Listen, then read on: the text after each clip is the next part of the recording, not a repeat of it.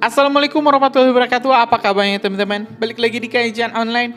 Indonesia ini adalah salah satu negara terkaya di dunia yang memiliki hampir seluruh sumber daya alam yang diperlukan untuk suatu negara menjadi negara maju dan negara superpower.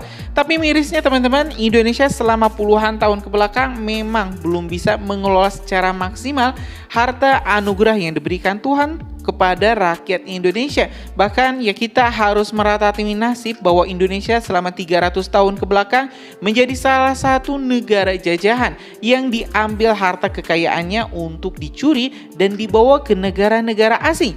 Teman-teman, rupanya Indonesia walaupun telah merdeka, Indonesia masih saja mendapatkan gangguan dari berbagai kekuatan-kekuatan besar dunia untuk bisa kembali menaklukkan Indonesia dan membuat Indonesia menjadi negara koloni atau negara jajahan. Nah teman-teman, hari ini kita bakal sama-sama menyimak ini salah satu pernyataan dari Prabowo Subianto yang mengatakan bahwa Indonesia kendati saat ini tengah mereka masih saja menghadapi berbagai ancaman serius yang bisa menghapus eksistensi Indonesia, yang bisa menghapus keberadaan negara Indonesia dari peta di dunia. Dan ini teman-teman disampaikan langsung oleh Prabowo dalam salah satu kuliah umumnya.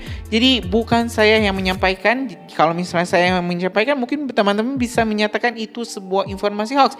Tapi ini informasinya akan langsung disampaikan oleh Prabowo Subianto. Jadi teman-teman, bagaimana kejelasan apakah negara-negara asing memang masih ingin menginvasi Indonesia, ingin menguasai Indonesia dan ingin menaklukkan Indonesia? Nah, mending kita langsung saja simak ini pernyataan langsung dari Prabowo Subianto dalam salah satu kuliah umumnya. Ayo teman-teman, kita simak video selengkapnya. Benar kan? Kita akan punah. Kehebatan bangsa Indonesia bukan tanpa ancaman, gangguan, hambatan, dan tantangan. Karena kita kaya, selalu kita jadi sasaran. Ratusan tahun, ribuan tahun, mereka datang ke kita, bergantian, bangsa-bangsa asing. Dari barat, dari timur, dari Eropa, dari Mongol, datang ke kita. Kalau kita lihat,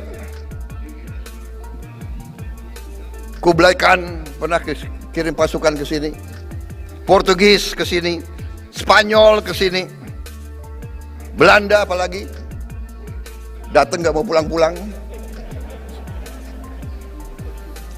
Inggris, Jepang, kenapa mereka datang? Emang dia mau wisata ke sini? Zaman dulu nggak bisa, nggak ada. Zaman dulu 3 bulan, 6 bulan naik kapal dari Eropa ke sini. Kenapa? Karena kita sangat kaya. Kita memiliki hal-hal yang kunci. Waktu itu rempah-rempah. Dulu tidak ada lemari es. Rempah-rempah dibutuhkan untuk mengawetkan makanan. Makanan dibutuhkan yang awet untuk di kapal supaya angkatan laut bertahan berminggu-minggu. Rempah-rempah berarti dibutuhkan untuk keunggulan militer. Saudara-saudara, karena saya kembali lagi, di antara hubungan antara bangsa-bangsa yang kuat berbuat sekendaknya, yang lemah akan takluk. Kita kaya, tapi kita harus akui ratusan tahun kita tidak berhasil menghadapi kekuatan bangsa-bangsa lain. Dan karena itu kekayaan kita diisap, kekayaan kita diambil. Kalau kita nanti ke Eropa, kita lihat gedung-gedung megah, kita lihat kekayaan-kekayaan mereka, kita harus bicara berbisik-bisik ke hati kita sendiri. Ini karena kekayaan Nusantara. Gedung-gedung itu karena kopi Indonesia, karena karet Indonesia, karena coklat Indonesia, karena timah Indonesia, karena minyak Indonesia. Tapi kita juga bertanya, kok bisa ya negara kita membiarkan kekayaan itu diambil?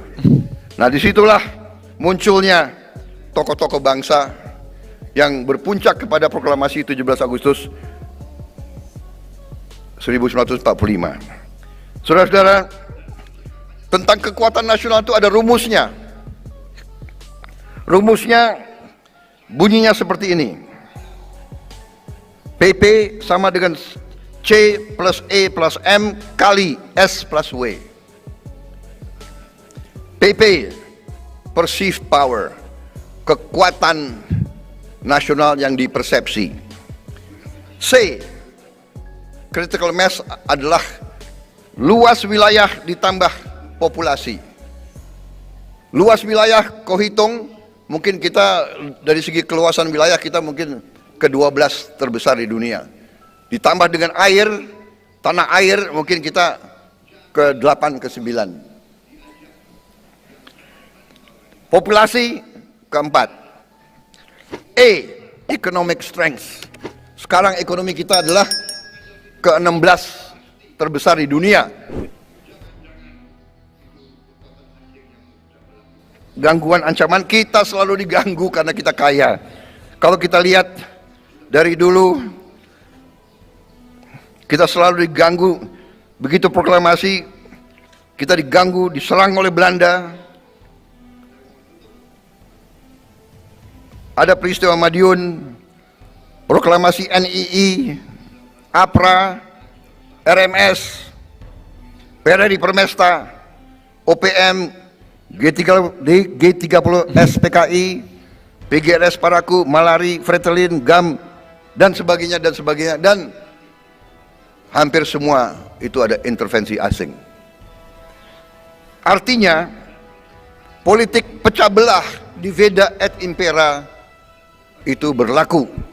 Jadi, kalau kita mau kuat dan selamat, kita semua, saudara-saudara, semua sivitas ini, golongan pemimpin, karena saudara adalah golongan pemimpin, saudara bagian dari mungkin 1% yang menikmati pendidikan tinggi. Hanya 1% kalau tidak salah ya. Jadi you are the leaders of the country. Para guru besar adalah the brains of the country.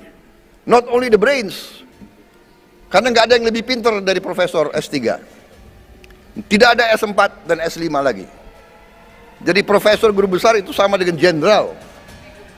Nggak ada di atas jenderal. Bintang 4 dan bintang 5. Artinya, kita harus mengerti bahwa kita selalu akan dipecah belah. Jadi hati-hatilah.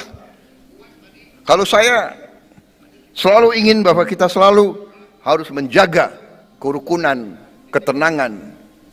Politik kita boleh bersaing dengan keras, tapi di ujungnya kita harus cool dan kita harus menganggap semua pihak adalah saudara-saudara sebangsa dan setanah air. Jadi adik-adik sekalian, jangan mau diajak yang radikal-radikalan. Tidak ada. Semua agama mengajarkan kebaikan. Kalau ada yang mengajarkan kebencian, pasti niatnya lain. Jangan-jangan itu kekuatan asing yang mau pecah belah kita. Ya teman-teman, barusan kita telah menyimak salah satu kuliah umum yang disampaikan oleh Presiden terpilih Prabowo Subianto terkait ancaman-ancaman asing yang saat ini masih saja berlangsung di Indonesia, di mana Pak Prabowo tadi telah menjelaskan terkait sejarah intervensi negara-negara asing yang ingin memecah belah Indonesia. Salah satunya teman-teman adalah G30 SPKI dan juga beberapa event-event yang lain yang memang teman-teman itu sengaja ingin memecah bangsa Indonesia. Bahkan Great Depression pada 98, krisis moneter, itu juga adalah bentuk intervensi asing untuk menekan laju pertumbuhan Indonesia sehingga Indonesia tidak menjadi negara yang maju. Karena itu teman-teman, kita harus bersatu untuk menghadapi berbagai intervensi-intervensi asing yang mungkin saja bakal kembali datang untuk berusaha memecah persatuan Indonesia agar Indonesia hancur dan agar Indonesia tak bisa lagi mempertahankan sumber daya alamnya, mempertahankan kekayaan alamnya, dan Indonesia bakal kembali dijajah. Mungkin itu teman-teman informasi kita hari ini. Terima kasih. Assalamualaikum warahmatullahi wabarakatuh.